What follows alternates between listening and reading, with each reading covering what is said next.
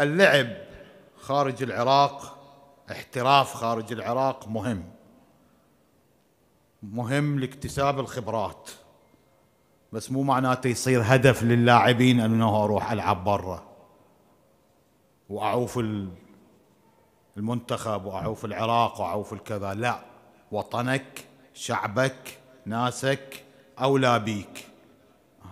صحيح يجوز احنا يعني اكو تقصير ازاءكم ماليا غير ماليا، بس مو معناته انه، مع ذلك انا ما اقول له تروح برا وتلعب تكتسب خبرات 100%، بس لا يصير هدفك ويكون الكل يروح. لا، ماكو شيء بعد اللي صار حظه ونصيبه اهلا وسهلا، ماكو اللي يبقى هم بالوطن ويخدم الوطن هم على العين وعلى الراس.